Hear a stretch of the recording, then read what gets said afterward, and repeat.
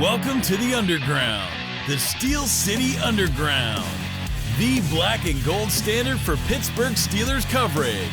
Now, here's your host, Joe Kuzma.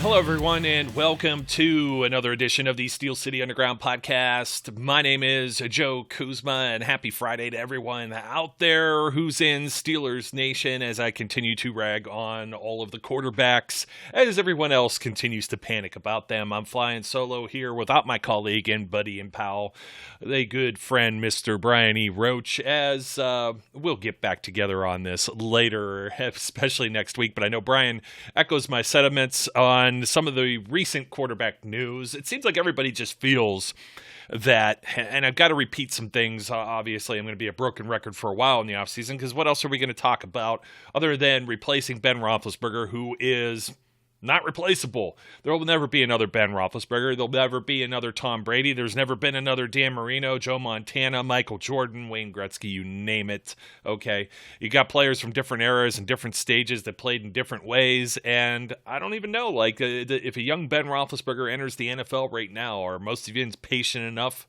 to allow him to throw like 20 or fewer passes and just hand off to Jerome Bettis and hammer the ball the way they used to? You know, it's just a funny kind of thing. And the patience thing is funny too, because I'm not 100% anti, depending on what happens here in free agency, not anti-drafting a quarterback this year.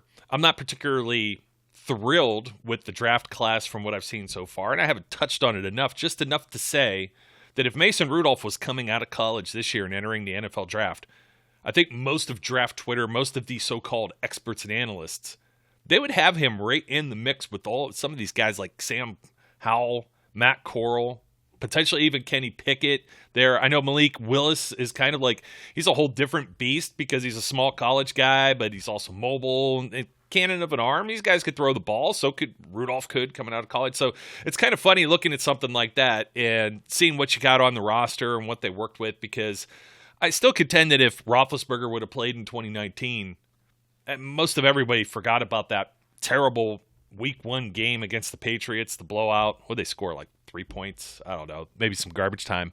It's just like everybody was ragging on Dante Moncrief. There was still a lot of, discussion about replacing Antonio Brown or whether Juju Smith-Schuster could jump into there.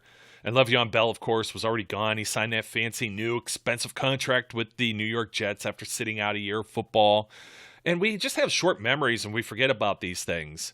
And I see people always say, well, Rudolph got his chance. And I'm not trying to just bang the drum here. It tends to be my defense of the guy is just like, do we really know? I don't think he's a Ben Roethlisberger replacement. I don't think the next guy drafted is a Ben Roethlisberger replacement. I don't try to put anybody in anyone else's shoes. This is like Shamarko Thomas to Troy Polamalu type stuff. You know what I mean? And in that case, that player just didn't work out at all. And it's still taken pretty much forever, right? Now you finally get to Minkah Fitzpatrick. For years, it was the edge rusher scenario. And James Harrison came back and came out of retirement, but remember, he left, went to Cincinnati, retired, and it was Jarvis Jones, who didn't work out so well, and then Bud Dupree, and there was a linebacker rotation. Then all of a sudden, TJ Watt came on the scene. And he has an opportunity this year, maybe even just like 4 to 6 games, probably about 6 games into the year. I think in October, by November, he could be the Steelers' all-time leading sacks guy. He could hold the all-time record. I don't know. You want to sacker? Is that the right word that we're looking for here? So he's gonna pass James Harrison, and he's gonna do it in his 6th year in the league, and probably maybe even less than halfway through the season. But people will say Kevin Colbert. Oh, geez, I saw something on another website just yesterday or the day before. And it was Kevin Colbert's track record with first-round draft picks. They haven't done well since 2013. And the guy picked 2013 intentionally.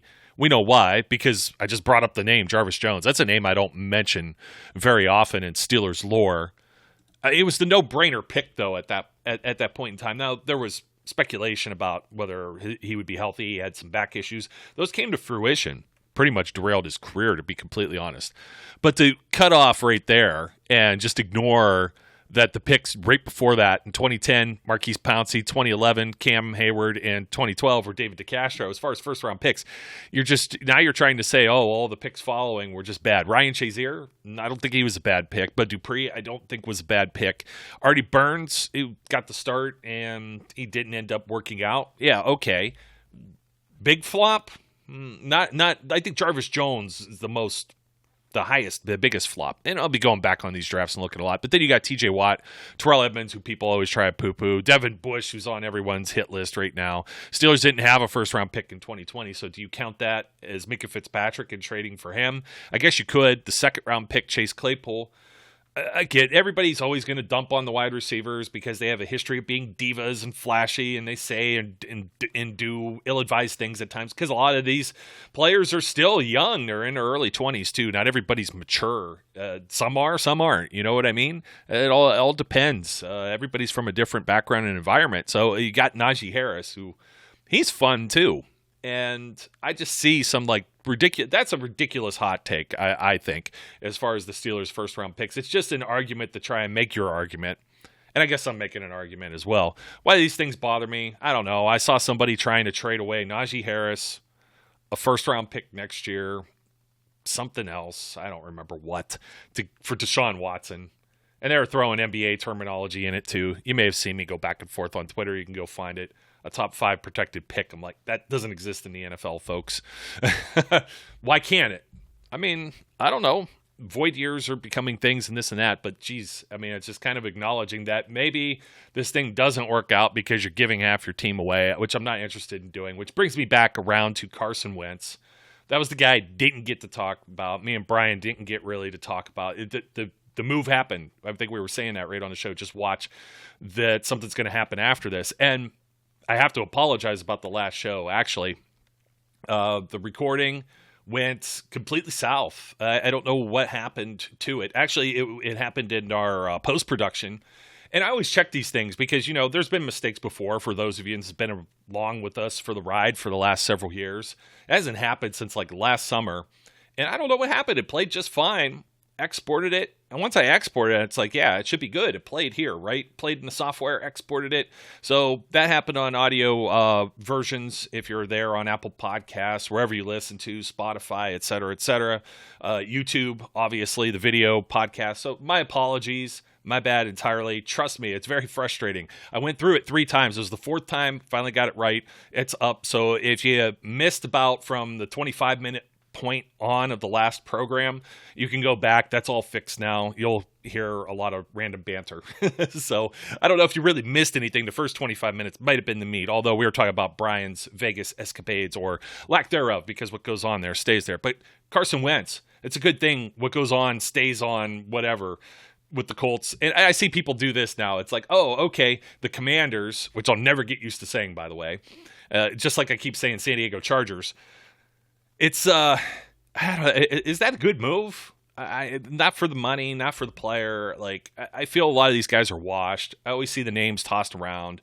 You'll see up on the website now, and I'm working on for over the weekend. I got more arguments against some free agent quarterbacks. I've mentioned them all in the program's previous episodes. Try not to beat the dead horse here, but Mitch Trubisky, Marcus Mariota, the next 2 on my hit list.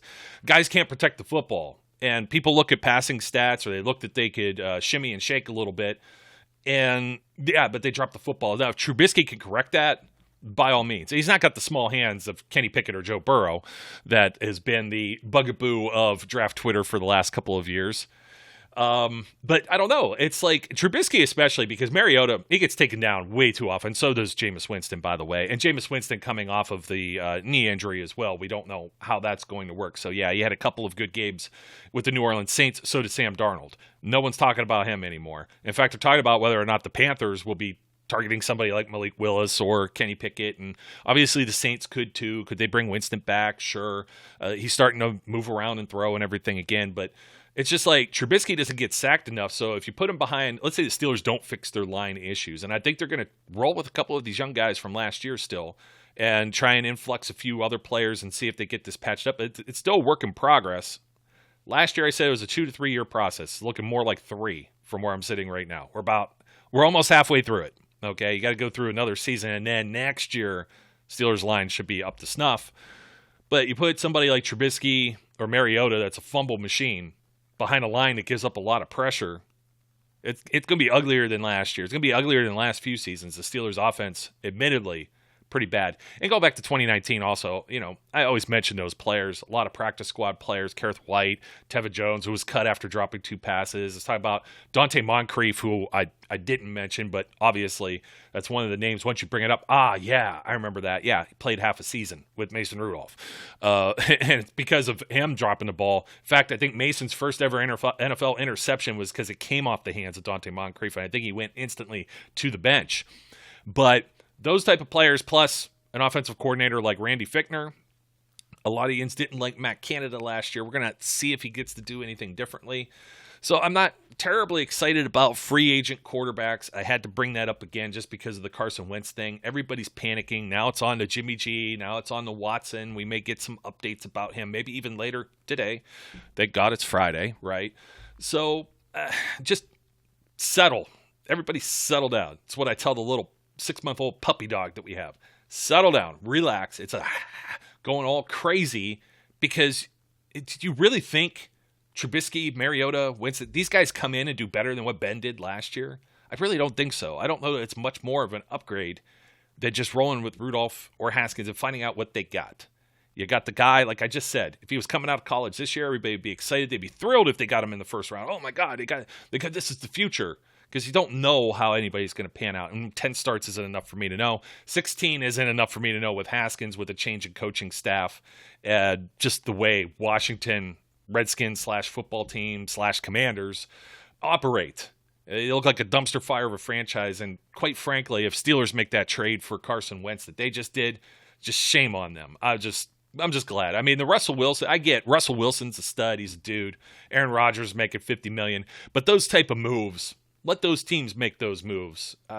This handicaps you in a lot of different ways. Now, Russ, at least, you gave up players, you gave up picks, but at least Russell Wilson's contract isn't like $40 or $50 million. So I'll give the Denver Broncos at least that much credit. That might tip the scales of balance a little bit. And in fact, if the Steelers had made that move, I'd be saying much of the same thing. I'd just be sitting here crapping my pants trying to figure out what to do with the secondary, which is what I want to talk about today. And why the secondary?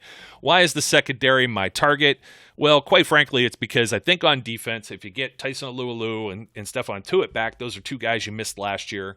Chris Wormley missed a couple of games. I know one or two to COVID protocol. I think he got dinged in another. I'm not going to even look that up. It's not as important, but you get the idea. It's Henry Mondo and Carlos Davis and Isaiah Buggs who ends up getting cut. And they get Montravius Adams off the New Orleans Saints practice squad. And I want him back too. I thought he did a fine job. But he's going to be more of a reserve role, spell this 35-year-old Tyson Alualu. We'll see how much he has left. People are saying, Joe, go get a defensive lineman. Absolutely agree. Only if they can get on the field. Okay? You need somebody maybe like a 5 technique like a Tyson Alualu. Chris Wormley can do that, so maybe they go with somebody more defensive end. I think of like a utility player like a Javon Hargrave. They're going to rotate and keep these guys fresh because Cam Hayward played an awful lot, played a ton, and that was out of necessity. I don't think that's the way the Steelers want to operate. But don't forget, you got Isaiah Loudermilk there, too, that they drafted last year, who's a very similar build, and he had some flashes. So we'll see what year 2 brings him. We're talking about depth. And it just annoys me. Let me get a swig here. Excuse me. So, I get annoyed often.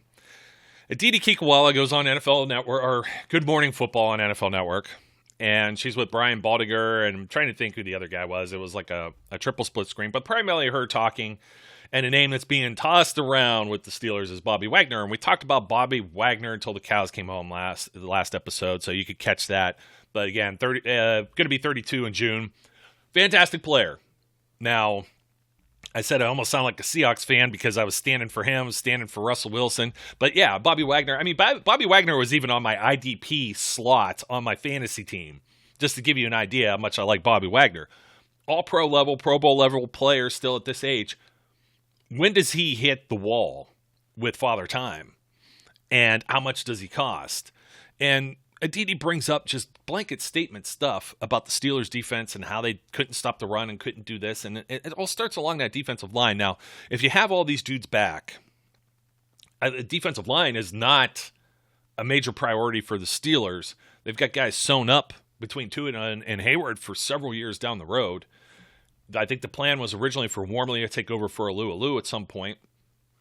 Also rotate in, which is what Alu did. Because how often are they playing base? 3-4, right? They're playing with two of those guys up front and the outside linebackers, which is TJ Watt, Alex Highsmith. That's the other thing that bothers me. People bring up like Teddy Bridgewater. Okay, Steelers bring in Teddy Bridgewater. It doesn't mean that now, if they bring in a veteran, that means they're not drafting a quarterback. I don't think so. Somebody would have to fall in their lap and force their hand. Because then you just got a whole hodgepodge of, you'd have four guys that you don't know what you're going to do with. And Haskins still isn't official yet. We're getting into free agency here. So we'll find out what the plan is going to be with him. If Rudolph's the only one on the roster, then by all means, they'll probably bring a veteran in and maybe draft someone. I'm not ignoring the position entirely. I'm just saying that a lot of people are overlooking the secondary here. And the secondary is important to me because there's three guys leaving in free agency right now. Maybe not early next week, in the middle of the week. We'll find out it's a little different, but Joe Hayden is going to be gone. He's been the steady guy there for several years. He's going to be 33 if he's not already 33 years old. That's not good for a corner. Maybe if you slide him over somewhere else, slot corner takes a pay cut. I don't think that's Joe's style. He may try and grind one more year with somebody else. Maybe he comes back to Pittsburgh. He just says, hey, the grass isn't greener. But for a guy that's already missed 4 games, this is the reason they moved from Mike Hilton. You think about it, the Steelers are going to pay this kind of money for a guy that's not available. They saw what they got maybe in Ahkello Witherspoon. Can they upgrade from Witherspoon? Absolutely. They could.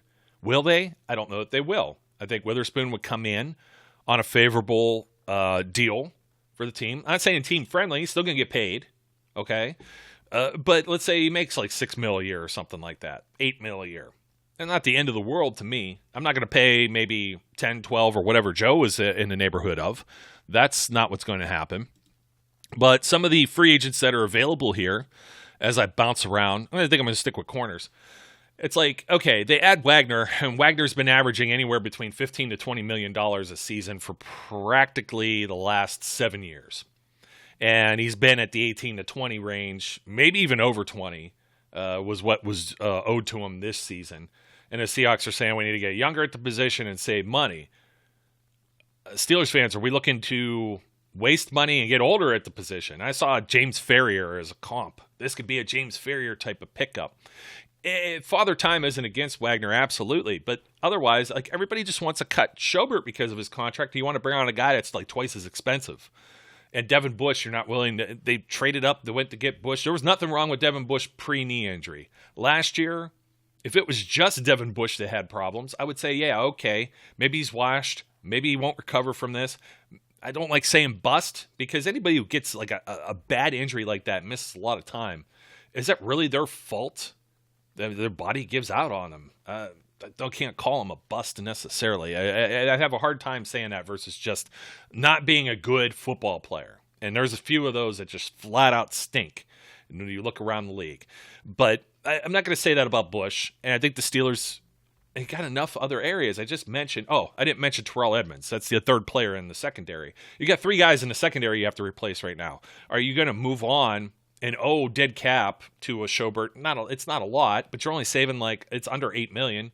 7.5, 7.8, and you're going to pay more than that to get his replacement. Is it an upgrade? Yeah, fine, fantastic. Will they be reliable? Is there anything really wrong with Schobert? I think I've forgotten to mention this, but he took over the play call duties of the defense as well. He wears the green dot. He's important. He's the quarterback of the defense, and people just want to toss him aside and let's start over again. And Bush was doing some of that in year 2. The year before, and then he got hurt. Then they had to give again, moving the dot around, which always hurts the defense and the communication as well. So, if you got the D-line, you got the guys up front, you got the outside linebackers are definitely set. That's kind of one of the things that annoyed me is like where Aditi's talking about depth. They don't have any depth. Who in the NFL has depth? Most teams don't have starters. We're here right now. I'm talking about starters, Bush and Schobert. I'm not even talking about depth. You got to find your starters. 3 guys in the secondary that are gone, potentially. Of course, I'd like to see them all back, especially Witherspoon and Edmonds. Those are my top 2 priorities. So we've got a current what overthecap.com says is, they call it APY, average per year. Let's give you an idea. Stephon Gilmore, 32 years of age. I'm going to just say what they list here. Sometimes they float this ahead, so maybe I'm aging the guys by a few months, but we'll leave it at that, okay? Just for conversation speak here. $13 million a year. That's more than what Hayden was averaging, 11. He's second on this list, 33 years old. Kyle Fuller, 30 years old, 9.5. Chris Harris Jr., 33, 8.5. Patrick Peterson, 32 years old, $8 million. Bryce Callahan, you might remember that name from last summer and the Jaguars and trading and everything like that. 31 years old, $6 million. Jason Verrett, 31 years old, 5.5. Kevin King, who was burnt toast, he's the younger guy on this list, about to be maybe formerly of the Green Bay Packers. I believe he was drafted that same season as Artie Burns, if I'm not mistaken. And he's 27 years old, but I don't know that I'm going after him. You saw some really bad play out of him in the postseason and late in the season in Green Bay. Xavier Rhodes is up at 32 years old now. From the Colts. Darius Williams, 29 years old, just shy of $5 million. Tavon Young just released from the Ravens. Now, this is an interesting one because in the division, he's 28. The Steelers see him play. They know what he's capable of. He's a slot corner. It's an area, maybe not a high priority area. The problem with Young is, man, he has been snake bitten by injuries year after year after year. And he comes in just ahead of 27-year-old Ahkello Witherspoon, who by far, other than Kevin King, is the youngest guy on this list, and he was averaging $4 million on the dot per season. So maybe get a little bit of a pay raise there, and the Steelers could bring him back. But no, others want to float around like Travarius Ward, for example, 26 years old, from the Chiefs, or J.C. Jackson. Some of these guys that are coming off of rookie deals that are going to jump into the Stephon Gilmore kind of category, right? Would I love to have maybe J.C. Jackson? Yeah, sure. Do I think the Steelers are the team that makes these big money kind of deals to do that? No, I don't. So we'll see. If they can upgrade, they will upgrade. I just don't know that the Steelers, I think there's a sentiment, I think you share it with me. They've not been good at scouting defensive backs over the years. In particular, corners. I mean, Justin Lane, we thought was going to be a steal as a third rounder. He should be the guy that's ascending right now into this position. And he couldn't really even get on the field over James Pierre, who was undrafted, who I don't expect to be around. Maybe he comes to camp. Maybe he's a depth guy, but I think the Steelers found out that's done with. That experiment's over with, possibly. Hey, look who else is available. Steven Nelson. I wonder if he's really upset about the way his tenure ended with the Steelers. Just the 1 year deal with the Eagles. He could go back there. That's possible. 29 years old. He's averaging 2.5. He made more than that last year, though, I want to say. What did they end up grabbing him for eventually? $4 million. So you have to think that at the very least, when you're looking at some of these contracts, that Witherspoon might be worth a little bit more than that. Let me see. Jimmy Smith, 34 years old, ageless guy from the Ravens, always been around. I expect him to retire, to be completely honest. Casey Hayward with the Raiders, 33 years old. So we got a lot of guys north of 30. And when you're talking wide receivers, corners, north of 30, just and running backs, 30 even. You don't want to be 30 and be a running back, 29. It's even worse, right? But Mike Hughes from the Chiefs, age 25. Not something that it's a lot of these other names. I don't even know that I'm going to keep going all the way down the list because you got like TJ Carey, for example, 32 years old, slot corner. Sidney Jones, who you remember coming out of the draft, before he even got drafted, he didn't even play. I think his rookie year, he had that bad knee injury, 26 years old. But it could be somebody like that. Could be somebody that the Steelers looked at, scouted. They were highly regarded 4 years ago when the draft process was going. And this is somebody that they're going to pull in now. And that would be somebody that probably isn't going to be a high-dollar free agent. But do you want that to be your potential starter? If that's the kind of move they make, there's going to be another move made somewhere, whether it's another kind of Witherspoon trade for depth or insurance purposes, or maybe they do target someone in the draft. I could be blowing smoke here. Josh Norman's name will come up. Please don't let it. 35 years old now. Vernon Hargraves, not particularly interested. Richard Sherman, of course, all the legacy names, 34 years old now. got hurt pretty bad. Eli Apple, who got torched in the Super Bowl.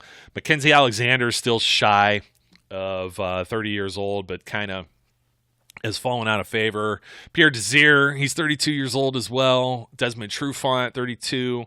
Buster Skrine, still hanging around, 33 years old. That guy, I remember him playing with the Browns.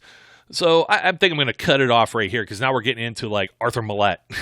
And we get into some real, there's an interesting run. Rasul Douglas, man, did he really ball out? He was practically like, he was out of the league and then practice squad with the Packers and then just started playing like a maniac. That'd be interesting to see what they do there. Some of these players are starting to already get sewn up a little more too. They're starting to return to deals with their teams. They're not maybe the highest dollar guys. They're not all, most of them, everybody I mentioned was an unrestricted free agent. You tend to think, what can the Steelers do? Maybe it's safety. Maybe if they don't have Edmonds coming back. And Edmonds is nearing the top of this list, but we look at Tyrann Mathieu. So just to put this into perspective, Terrell Edmonds, 25 years old. Okay, he hasn't earned a whole lot of money so far in his career. His average 2.6 because it's been a rookie deal. Wasn't fifth-year optioned. And that's because safeties make a lot of money. In fact, I'm going to bring up even some of your corners. Let's talk about some of the high-priced corners before I get into this. I hate the full contract. Let's see if we got some. We got cap numbers. We got cash spent. Let's talk about cap numbers. Marshawn Lattimore, that's got to come down. The Saints are in so much trouble. 27-4. Jalen Ramsey's 23. Darius Slay's 22. James Bradbury, 21. Marlon Humphreys, 17-4. Byron Jones, Shaq Griffin, Tre'Davious White, Xavier Howard, Trey Waynes, Marcus Peters, and Adoree Jackson, all north of $15 million as far as a cap number. Now, some of that gets spread around. Some of that gets changed. It's maybe not their average per year. Let's take a look at Peters, for example. Peters, 2020, his cap hit was 15. Last year, it got adjusted by the Ravens, so it brought that number down just under 10 mil. That's probably what you're looking at with a lot of these starting corners. You think about what Joe Hayden's been making, north of 10 as well. William Jackson III with the Commanders, making just shy of 14, as is Jair Alexander, Denzel Ward, Ronald Darby in the 12-8 range, Kendall Fuller, Bradley Roby, Janoris Jenkins. All of these guys are above $10 million per year. So it's kind of interesting. You look at maybe, I like this as maybe a comp, Chidobe Awuzie with the Bengals. Okay, so Awuzie is going to hit a base salary of 5.2 and a cap number of 7.3 this season, and then 8.1 next season. So he had a 3-year, $21.75 million contract with the Bengals. That's the kind of deal I'm looking for I would like with Ahkello Witherspoon. I think that will work real well. Now, let's go back to the safeties. Let's see. The full contract is always fun, like I said. So Justin Simmons is the king of the mountain here at 18.8. Landon Collins, who's going to be shuttered from the Commanders, was going to cost them a full cap number of 16. He's going to save some money there as his contract's moved on from. In fact, their dead money is only going to be, well, they're actually taking a pretty decent hit, 9.6 for 2022. They're going to save 6.4, but in the subsequent years, Landon Collins had cap hits, so this season would have been 16. Last year was 16.9. Then he goes to 17.2 and 15.2. An awful lot of money. His contract was 6 years, $84 million, with almost 45 of that guaranteed. Whew. Yeah, I don't think Edmonds is going to hit that, but we're just talking if you're looking at what it's going to cost and what you're thinking about with upgrade. Is there an upgrade? Because people are going to complain if Edmonds comes back. There's no doubt about it. They don't understand he's been a better player. Why don't you go get the Honey Badger? We've seen Mike Tomlin. Mike Tomlin just calls him the Honey Badger. I'm not even sure he likes being called the Honey Badger anymore. Tyrann Mathieu, who has been playing strong safety. So that could be interesting, right? Maybe a fit. But he's played both. He's played free safety when he was with the Cardinals. How much freelancing can he do alongside Minka? Maybe too much. Might be detrimental. You never know. He has some splash plays. I'm curious, why would the Chiefs let someone like that go? I don't know. That's a pretty good question, right? And can't necessarily say for sure. Got to be money. It always comes down to money. Last year he was making almost $20 million. Now remember, the Steelers are 28.8. Doesn't mean those cap hits have to absorb all of their free space. They could easily do some type of deal. They'd like to try and do these signing bonuses and stuff where it doesn't roll out into subsequent years. That's been the way that they had operated. But now the cap has been wrecked with the COVID pandemic and everything from last year. They started doing some different things. And, of course, T.J. Watt broke the mold. But then again, it's T.J. Watt. He's one of a kind. Saw someone mention, can they trade for Aaron Donald? Yeah, in your dreams. You want the Steelers to trade T.J. Watt? Oh, just stop. There's other people who have floated that idea around too. No. Did you see what the defense was like? That was the other thing. I didn't finish my Aditi thought. Brian Baldinger brought it up that Alou and Tuitt weren't there, and that T.J. Watt missed some time. Even Highsmith misses a game. So that was my whole point with the secondary is I think you sew up the secondary and the other guys return, and the defense, it doesn't look exactly the same because every single game that they played wasn't the same kind of lineup. If they had their guys healthy, if you have 9 out of 11, 10 out of 11, but sometimes when you're playing 6 out of 11, I think that might have been what they had with the Raiders. I got to go back and make sure I'm not blowing smoke again. But we know when they played the Bengals and James Pierre gets torched because Hayden isn't in there. Baldy brought up Hayden. It's a very valid point instead of the blanket statements. Not that I wanted to finish that thought with Aditi because of the Bobby Wagner talk. She had to have something to talk about. It's the same thing with me. And I know not everybody agrees with me. God bless the guy on Twitter who actually DM'd me and said, man, you're hard to follow sometimes. I think it was because of my quarterback talk. But Tyrann Mathieu, I saw it. My homie, Flash, Zaccadonia, he put out there, I saw it from him first, so he gets credit, that the Ravens are, I think, leading the odds makers of Landon Mathieu. And I'm saying the same thing. I'm like, if you add him and you got Chuck Clark, they just re-signed Tony Jefferson. I know that's kind of like insurance policy more than a starter there when you're looking across the division. But Mathieu to the Steelers, 30 years old. I was just talking about Bobby Wagner, and I was just talking about corners at this age. But 30, I think he's got a few years, and we're talking about safeties. A little bit different role where guys may play a little later. It's 2 years less than Wagner. It's 2 years you can get out of a guy maybe at a high level. Devin McCourty is 35, though. I'm not looking at it. Devin McCourty. Marcus May with the Jets. I believe he's going to be returning there. Marcus Williams from the Saints. Quandre Diggs, Kareem Jackson from the Broncos, 34 years old. So the other guys are all under 30 years old.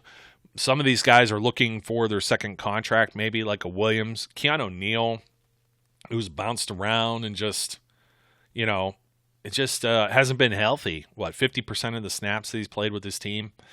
Anthony Harris of the Eagles, 31 years old. The average per year from these top safeties that are hitting the market, it goes from Mathieu at 14, McCourty at 11.5, May and Williams at 10.6 apiece, then it drops exponentially almost into half at 6.2 for Diggs and Jackson at 5, 4, 3. Terrell Edmonds, of course, is looking for his first deal. So there's a lot of guys. Jabril Peppers, Tayshaun Gibson. Oh, Daniel Sorensen, keep me away. Also 32 years old. Gibson, 32. Got some other younger guys here, maybe. It's, Deion Bush further down this list, 29 years old, of the Bears. I don't see a whole lot. Jesse Bates gets franchise tagged. There's MJ Stewart, who is kind of like a backup / role player, kind of like a Trey Norwood type with the Browns. And he's 27. But that's not somebody I think you're looking to jump into the starting lineup. So you can kind of see where I'm going. The money's going to be earmarked. I think the obvious upgrade here is Mathieu. Unless you trade for someone, I'm not particularly too excited about anything else other than bringing Edmonds back. Why? It's the status quo, but why change? Why change it? The devil you know versus the devil you don't. And I'm completely fine with that. So you kind of get an idea as free agency, we're starting to head in. What do we got for linebackers? I may as well bring up linebackers. I don't know that I have before. And specifically, this is just the linebacker group off of over the cap. I get Dante Hightower for Patriots. I get the Steelers were courting him before. He's 32 also. Just shy of $9 million per year earnings recently on his latest contract. Anthony Hitchens in that same category from the Chiefs. I think the Chiefs had somebody else hitting. Chiefs have a couple of players hitting because that Mahomes. You're not getting the State Farm rate anymore with Patrick Mahomes.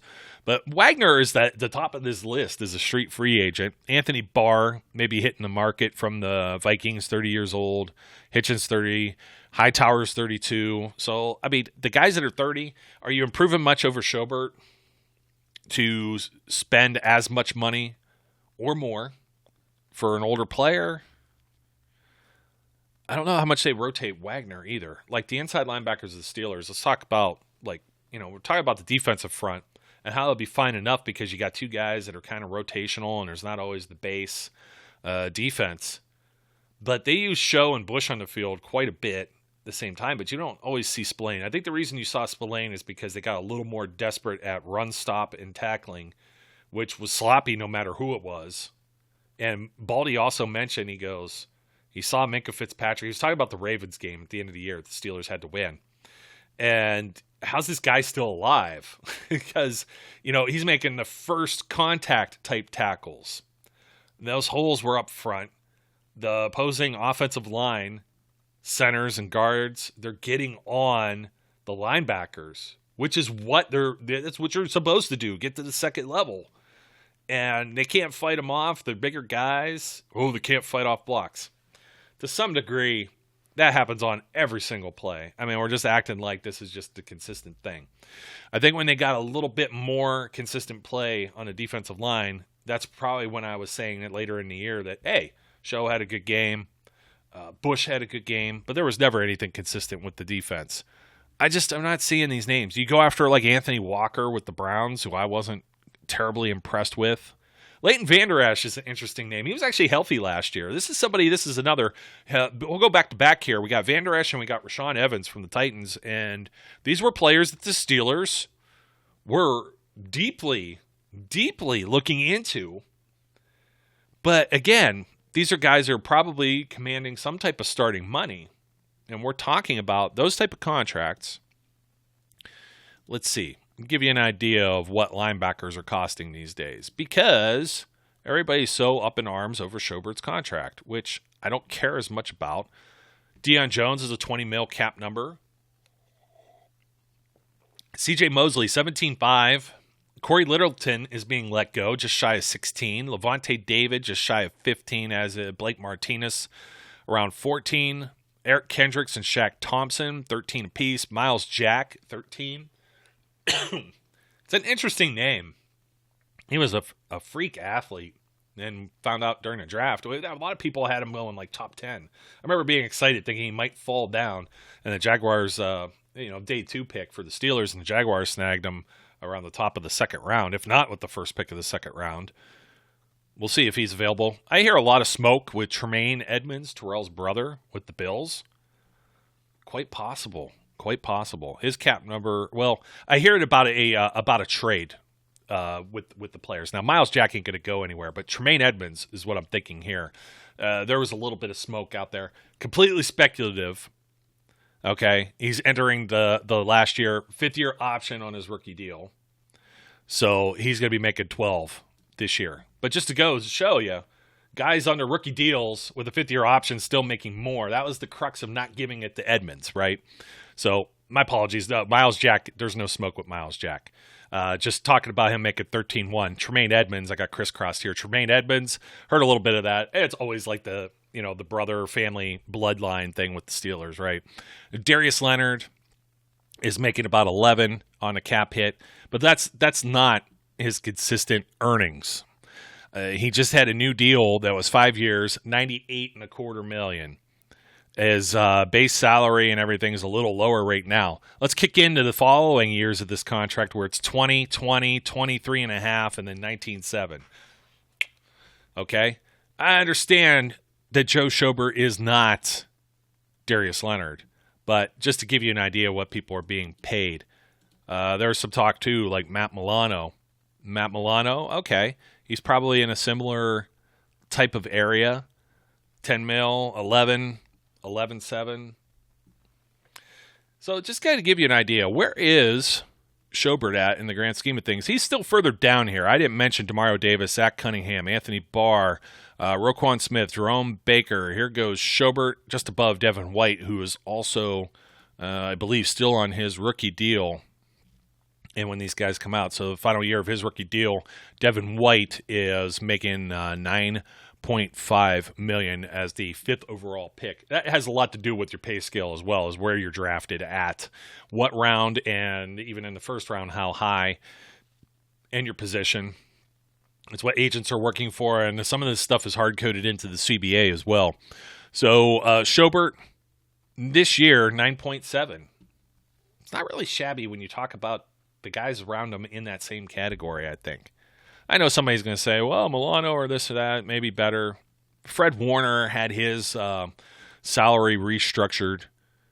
So Fred Warner is only to take a cap hit of 8.1 this year. He had a 5-year, $95 million deal as well.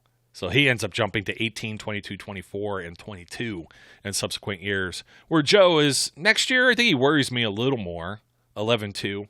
So I think the Steelers, for only saving 7.8, now, do they run Bobby Wagner for a year or two? You got to get at least 2 years. Now, what if he's been rock solid? He's not a guy that gets injured. But again, Father Time catches you up. What happens? Do you create more holes here? I think they stand pat with the linebackers. Forgive me if it was a broken record, but it's kind of why I'm so focused on the secondary.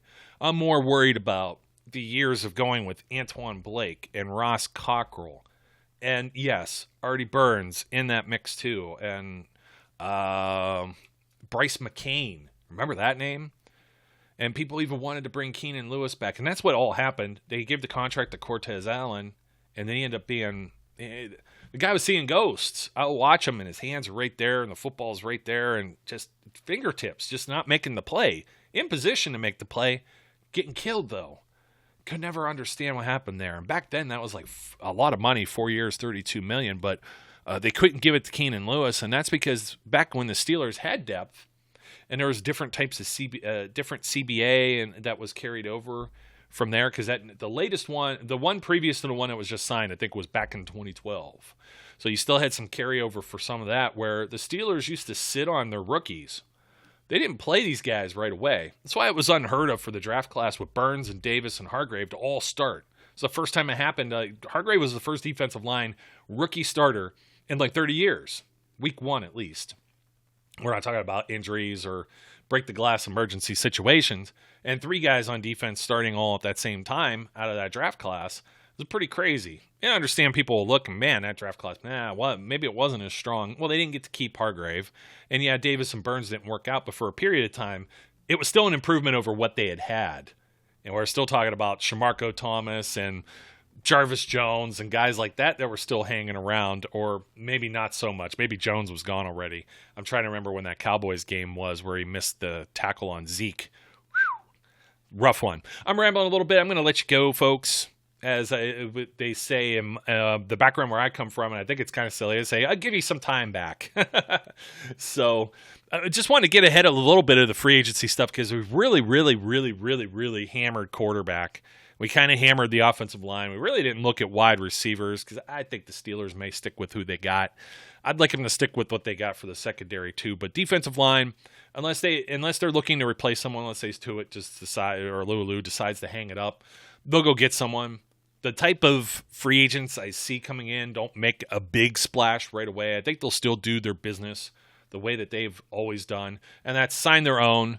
There might be something there for one outside impact player, but I think of it all along the lines of like a Mike Mitchell edition, even an Eric Ebron.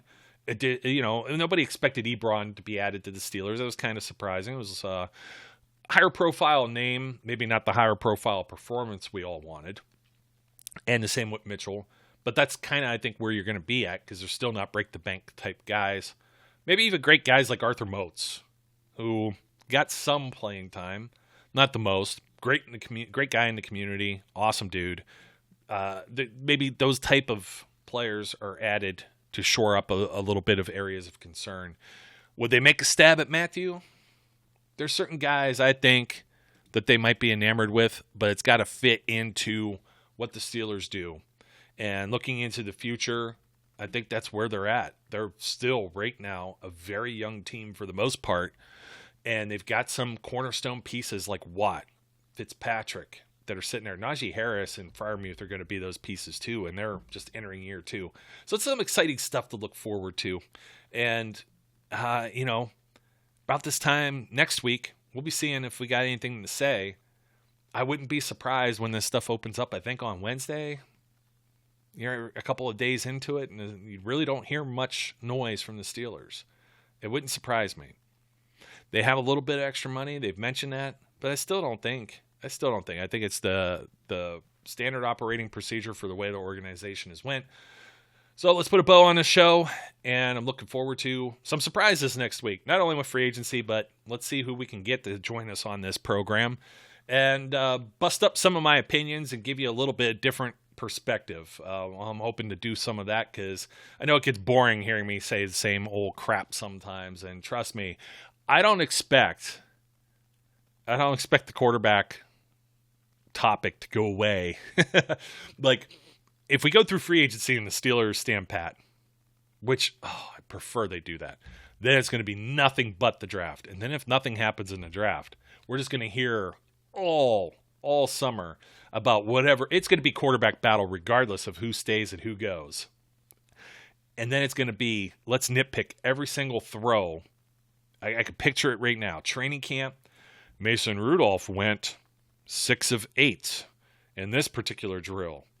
And one throw was an errant pass picked off by Minkah Fitzpatrick. Like, just save it. When we're doing stats in training camp and practice, it's just, man, the pressure and preseason and everything else. But, I mean, this is what you could come to expect. And hopefully you like, you comment, you subscribe, and you stick around as we go through this. This roller coaster, I don't even think takes any dips. This thing just goes straight up until it comes down. So we'll find out soon enough. As always, appreciate all of you out there who are watching and listening. Sorry about those technical programs from the last episode.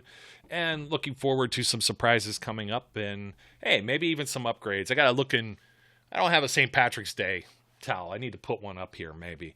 Do something a little festive. It felt like I had a nice rotation going with Halloween and Thanksgiving and Christmas, and now everything's getting stagnant. And I don't like stagnant. I don't like just being complacent. So anyways, again, apologize for the technical difficulties on that last show. My name's Joe Kuzma, and until next time, as we always do here, we encourage everyone out there to be safe, be good, and we'll catch you later. We would like to thank you for listening and remind our listeners to follow us on social media and our website, www.steelcityunderground.com.